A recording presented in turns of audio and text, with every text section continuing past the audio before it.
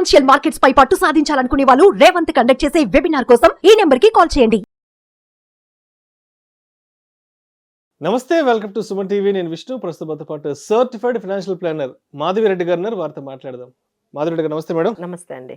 మాధవిరెడ్డి గారు, ఈ మధ్య కాలంలో మార్కెట్లో ఎక్కువగా కూడా రీసెన్సీ బిహేవియర్ ఎక్కువైపోయింది. అంటే చిన్న చిన్న ఈవెంట్స్ కి, చిన్న చిన్న న్యూస్ కి ఎక్కువ వెయిటేజ్ ఇచ్చేసి కాన్సన్ట్రేషన్ అంతా వాటి మీద పెట్టేసి మన లాంగ్ టర్మ్ గోల్స్ ఏవైతే ఉన్నాయో వాటి మీద దృష్టి కేంద్రీకరించకుండా ఇప్పుడు జరుగుతున్న ఈ మార్కెట్ లేటెస్ట్ హ్యాపెనింగ్స్, ఈవెంట్స్ ఏవైతున్నాయో దాని మీద ఎక్కువ టైం పెట్టి సో ఈ లాంగ్ టర్మ్ గోల్స్ డిస్టర్బ్ అయ్యేలా ఎక్కువ మంది చూస్తున్నారు. కాబట్టి ఏంటి అసలు ఇలాంటి బిహేవియర్ నుంచి మనం ఎలా బయటపడాలి అంటారు అసలు? సో ఎప్పుడైతే మార్కెట్స్ ఈ విధంగా వాలటిలిటీ ఉన్నాయో, మేబీ ఈ ఇయర్ లో ఎక్కువగా రిటర్న్స్ ఇవ్వకపోవచ్చు, మేబీ నెక్స్ట్ ఇయర్ కూడా మార్కెట్స్ తక్కువగానే రిటర్న్స్ ఇవ్వచ్చు. సో దీన్ని చూసి మన డెసిషన్స్ అనేవి అంటే ఈ ఏవైతే ఈ అన్ఎక్స్పెక్టెడ్ లేకపోతే ఈ షార్ట్ టర్మ్ ఈవెంట్స్ అంటే ఒక 1 year లో జరిగే ఈవెంట్స్ లేకపోతే ఒక 6 months లో జరిగే ఈవెంట్స్ మీద బేస్ చేసుకొని మనం అంతా కూడా ఫ్యూచర్ ని ఫ్యూచర్ గోల్స్ ని మనము డిస్టర్బ్ చేసేయడము, మన ఇన్వెస్ట్మెంట్ స్టైల్ మార్చేసుకోవడం. అప్పటి వరకు స్ట్రాటజీ అనుకుంటారు, మళ్ళీ ఈ ఏదో ఒక ఈవెంట్ జరిగింది, ఏదో ఒక నెగటివ్ న్యూస్ మైండ్ లో పడుతుంది, వెంటనే దాన్ని మొత్తం అక్కడి నుంచి ఇంకో దగ్గరికి వెళ్ళిపోతుంది. వెనక్కి ఆ రియల్ ఎస్టేట్ లోకి వెళ్తారు, మళ్ళీ వెనక్కి వస్తారు, మళ్ళీ గోల్డ్ అంటారు, వెనక్కి వస్తారు, తర్వాత మ్యూచువల్ ఫండ్స్ అంటారు. సో ఇలా దీన్నే మనం ఏంటంటే రీజన్సీ బిహేవియర్ అండ్ బయాసెస్ అంటారండి. సో ఈ బిహేవియర్ నుంచి మనం బయటపడాలి అంటే డెఫినెట్లీ కొన్ని మనం ఇలాంటివి కొంచెం వింటూ ఉండాలండి. So let's start with gold. మనం 1981లో 1800 ఉండేదండి 10 grams. ఇప్పుడు అది 75,000 అయింది. సో 9% CAGR అది ఇచ్చుకుంటూ వెళ్ళింది. అలానే సిల్వర్ 1 kg మనకి 1981లో మనకి దాదాపుగా 2,700 ఉండేది, ఇప్పుడు అది 90,000 అయింది. So it is giving 8% CAGR ఉంది. సో అలానే మన సెన్సెక్స్ తీసుకుంటే 1981లో 170 ఉండేదండి, ఇప్పుడు సెన్సెక్స్ 79,000 80,000 అయింది. సో 15% CAGR అండి. సో 15% CAGR అంటే మనం అన్ని అసెట్ క్లాసెస్ తో పోల్చుకుంటే ఇది కొంచెం రిస్క్ ఎక్కువైనా, మరి రిస్క్ ఎక్కువ ఉన్న దగ్గర రిటర్న్ ఉంటుంది కదండి, దాన్ని మనం రిస్క్ రిటర్న్ ట్రేడ్ ఆఫ్ అంటాము. సో ఇదైతే అందరూ కూడా దగ్గర ఆలోచించుకోవాలండి. మీకు రిస్క్ వద్దు అనుకుంటే రిటర్న్ దాదాపుగా ఉండదండి. రిటర్న్ మనకి ఇన్ఫ్లేషన్ కన్నా చాలా తగ్గిపోతూ ఉంటుంది.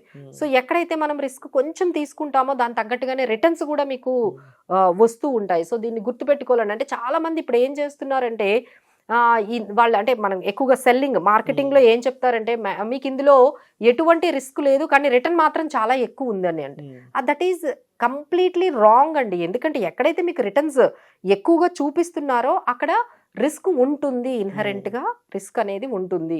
సో ఇలా మీరు కొంచెం మనం చెప్పిన ఈ 8% ఎలా అయితే CAGR గోల్డ్ ఇచ్చిందో ఇవన్నీ కూడా 43 years అండి. This is data is almost 43 years. So ఇప్పుడు కూడా మనకి CAGR సెన్సెక్స్ చూస్తే మనకి 15% వచ్చింది. సో ఇలాంటప్పుడు మనం కొత్తగా ఇన్వెస్ట్మెంట్ చేసే వాళ్ళైతే కొన్ని మనం జాగ్రత్తలు అయితే తీసుకుంటూ మనం చెప్పిన ఆప్షన్స్ అన్ని తీసుకుంటే వాళ్ళకి ఏది సూటబుల్ అవుతుందో వాళ్ళ టైం హారిజన్ బట్టి వెళ్ళొచ్చండి. Let start with PPF. ఇప్పుడు అందరూ కూడా పబ్లిక్ ప్రావిడెంట్ ఫండ్లో మీరు అమౌంట్లు పెడుతూ ఉంటారు. సో దాంట్లో ప్రాబ్లం ఏంటి, గ్యారంటీడ్ రిటర్న్స్ వస్తాయి, గవర్నమెంట్ బ్యాకప్ ఉంటుంది. కాకపోతే ఏంటంటే 15 years వరకు మనీ అనేది కొంచెం లాక్ ఇన్ పీరియడ్ ఉంటుంది. రిటర్న్స్ కూడా మనకి గవర్నమెంట్ ఫిక్స్ చేసిన దాని ప్రకారమే వస్తాయి. సో ఈక్వలెంట్ ఇన్ఫ్లేషనే ఉంటుందండి అది.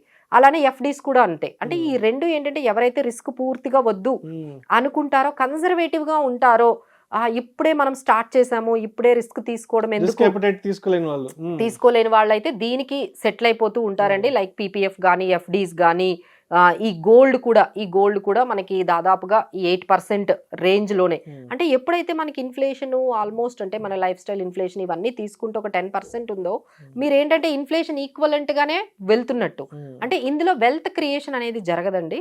It's only you are saving some money అంతే. ఏది మనకి PPF కానీ FDs కానీ గోల్డ్ కానీ దాదాపుగా ఇదే కేటగిరీలో, మీరు RDs కానీ ఇవన్నీ కూడా మనం ఒకటే కేటగిరీలో మనం పెట్టొచ్చండి. అంటే ఈక్వలెంట్ ఇన్ఫ్లేషన్ మాత్రమే మీరు చేరుకోగలుగుతారు.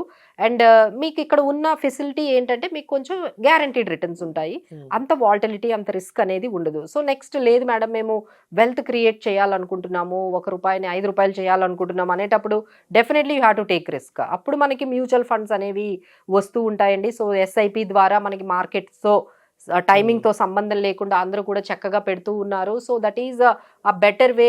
రూపీ కాస్ట్ యావరేజింగ్ కానీ కాంపౌండింగ్ కానీ ఇవన్నీ కూడా మనకి మ్యూచువల్ ఫండ్స్ లో మనకి వస్తాయి. కాకపోతే అక్కడ రిస్క్ ఉంటుందండి. ఇప్పుడు ఈ వాలటిలిటీ చూసి ఒక 2-3 years అది చాలా మంది మా దగ్గర కూడా క్లయింట్స్ అంటూ ఉంటారు, మేడం ఎప్పటి నుంచో పెట్టానండి అది అసలు పెరగడమే లేదు. అది కామన్ ఇదండి మేడం 2 years నుంచి 1 year నుంచి పెడుతున్నా మేడం, 1 year నుంచి అది అక్కడే ఉంది, అసలు పెరగడమే లేదు, అసలు ఎప్పుడు పెరుగుతుంది నా మనీ. వాళ్ళకి ఆ పేషెన్స్ అనేది కనిపించకుండా పోతుందండి. సో ఇమీడియట్లీ 1-2 years తర్వాత చూసి వాళ్ళు ఎగ్జిట్ అయిపోతున్నారు. So that is the problem they are facing. But if they can stay, MFs creates very good wealth for the long term goals. ఇది షార్ట్ టర్మ్కి అయితే ఎవరు రాకూడదండి. మా దగ్గర కూడా చాలా మంది అడుగుతూ ఉంటారు, మేడం 2 years వరకు డబ్బులు పెడదాం అనుకుంటున్నాం, ఏదైనా ఈక్విటీలో చెప్పండి. వీఆర్ స్ట్రైట్ అవే చెప్తున్నామండి, మీరు ఈక్విటీలోకి వస్తే 1 yearకి 2 yearకి అయితే రావద్దు. That is very risky. Me money అంతా కూడా రిస్క్లో పడిపోతుంది. లేదు అనుకుంటే మీరు ఒక 5 years 10 years ఆ టైంని మీరు మైండ్లో పెట్టుకొని వస్తే equity can be comfortable asset class. But for 1 year 2 yearకి అయితే ఈక్విటీకి అయితే రావద్దండి. ఈ వాలటిలిటీకి you might go some wrong and mistakes కూడా జరిగిపోతూ ఉంటాయి. సో నెక్స్ట్ వన్ ఏంటంటే రియల్ ఎస్టేట్ ఉందండి. రియల్ ఎస్టేట్లో ఏంటంటే క్యాపిటల్ ఎప్రిసియేషన్ ఉంటుంది, రెంటల్ ఇన్కమ్ ఉంటుంది, బట్ ఏంటంటే ఇనిషియల్ ఇన్వెస్ట్మెంట్ ఎక్కువ ఉంటుంది. సో అందరూ కూడా ఎఫర్డ్ చేయలేరు ఈ రియల్ ఎస్టేట్ని. So that is one thing they have to think about it. And next one ఏంటంటే ఇన్సూరెన్స్. చాలా మంది మా దగ్గర వచ్చిన క్లయింట్స్ అందరికీ కూడా ఒక 4-5 పాలసీలు 8 పాలసీలు అట్లా ఉంటున్నాయండి. So that is the biggest challenge. ఏంటంటే వాళ్ళకి అందరూ చెప్పేది ఏంటంటే, మేడం నేను బ్యాంక్కి వెళ్ళాను, వాళ్ళు 2 పాలసీలు ఇచ్చారు, మా ఆఫీస్లో ఒక కొలీగ్ ఉన్నారు, వాళ్ళు రోజు అడుగుతూ ఉన్నారు మమ్మల్ని. అంటే చాలా మంది ఏం చేస్తున్నారు ఇన్సూరెన్స్ విషయంలో, వాళ్ళకి వచ్చే శాలరీలో 30% 40% ప్రీమియమ్స్ ఇన్సూరెన్స్ కట్టే వాళ్ళు ఉన్నారండి. నేను అడుగుతూ ఉంటాను, ఏంటి రీజను, ఎందుకు మీరు ఇలా కట్టారు, మీకు తెలియదా? లేదు మేడం, వాళ్ళు రోజు మా ఇంటికి వస్తారు, వాళ్ళు మా రిలేటివ్స్ రోజు అడుగుతూ ఉంటారు. ఎన్ని రోజులని తప్పించుకుంటాం మీరు చెప్పండి? ఒక మంత్ ఓకే, ఏదో ఒక రీజన్ చెప్తాము, ఒక 3-4 months తర్వాత అయినా మేము తీసుకోవాల్సి వస్తుంది. తర్వాత మా కొలీగ్ ఇట్లా చెప్పారు, ఇట్లా లేదంటే బ్యాంక్కి వెళ్ళాము, అక్కడ మాకు ఏదో మార్కెటింగ్ చెప్పారు, మేము ఇట్లా తీసేసుకున్నాము, ఇలానే అంటే ఆబ్లిగేషన్తోనే ఇన్సూరెన్స్ పాలసీలు ఎక్కువగా తీసుకుంటున్నారండి. రీసెంట్గా మేము చూసింది ఏంటంటే, ఆయన అన్ని రకాల పాలసీలు ఇచ్చారు, ఆయనకి టర్మ్ పాలసీ ఇవ్వలేదండి. సో నాకు అసలు ఎంత టర్మ్ లేకపోతే ఆయనకి 9 పాలసీలు ఇచ్చారండి. యూ డోంట్ బిలీవ్, ఆయనకి 9 పాలసీలు కట్టించారు. ఆయన ఎండోన్మెంట్ పాలసీలు, అన్ని ఎండోన్మెంట్ పాలసీలు కట్టించారు, ఒక్క టర్మ్ కూడా ఇవ్వలేదండి.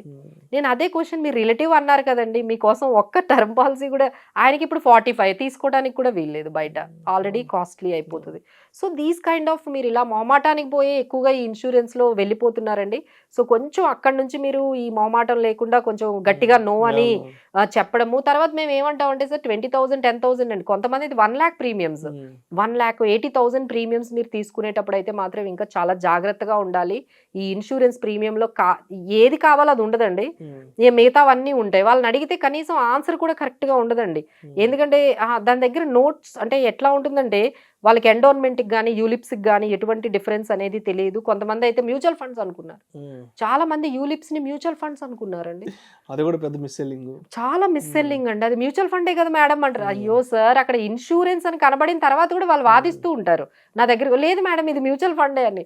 సార్ అక్కడ బజాజ్ లైఫ్ ఇన్సూరెన్స్ అని కనపడుతుంది, అక్కడ ఇన్సూరెన్స్ అదే సార్, అది ఎట్లా మ్యూచువల్ ఫండ్ అవుతుందంటే అవునా మేడం అనేసి అంటారు. So this is all which is happening with the insurance అండి. మీరు దాని గురించి తెలుసుకోకుండా తీసుకోవడము, లేకపోతే మొహమాటానికి తీసుకోవడం అయితే చేయకండి. సో ఆల్ దీస్ థింగ్స్ ఇప్పుడు మనం చెప్పిన ఎన్పిఎస్ కానీ, FDs, PPF, gold, real estate, mutual funds, insurance, ఇన్ని ప్రోడక్ట్స్ మన ఎదురుగా ఉండేటప్పుడు నిజంగా కొత్తగా చేసే వాళ్ళకి చాలా కన్ఫ్యూజింగ్ గా ఉంటుందండి. ఒకవైపు డైవర్సిఫికేషన్, అసెట్ అలొకేషన్. సో ఒక ఫైనాన్షియల్ అడ్వైజర్నైనా వెళ్ళి వాళ్ళ అభిప్రాయం తీసుకోండి. లేదు అంటే మీ రిస్క్ ఎపటైట్, మీరు రిస్క్ తీసుకునే కెపాసిటీ, టైం హారిజన్, మీ గోల్, ఇవన్నీ మైండ్లో పెట్టుకొని జాగ్రత్తగా మీరు ఇన్వెస్ట్మెంట్ అయితే బిగిన్ చేయాలండి.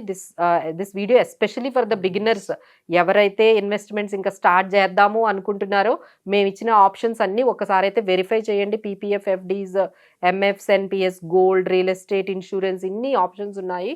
సో మీకు ఏదైతే కంఫర్టబుల్గా, మేమైతే ప్రతి దాని గురించి ప్లస్ ప్రోస్ అండ్ కాన్స్ 2 చెప్పాము, మీకు ఏది బెటర్ అనిపిస్తే అది తీసుకోండి. Thank you so much Madhu Reddy గారు. రీసెన్సీ బిహేవియర్ని ఏ విధంగా అధిగమించాలి అనే దాని గురించి చక్కగా తెలియజేసి thank you so much madam.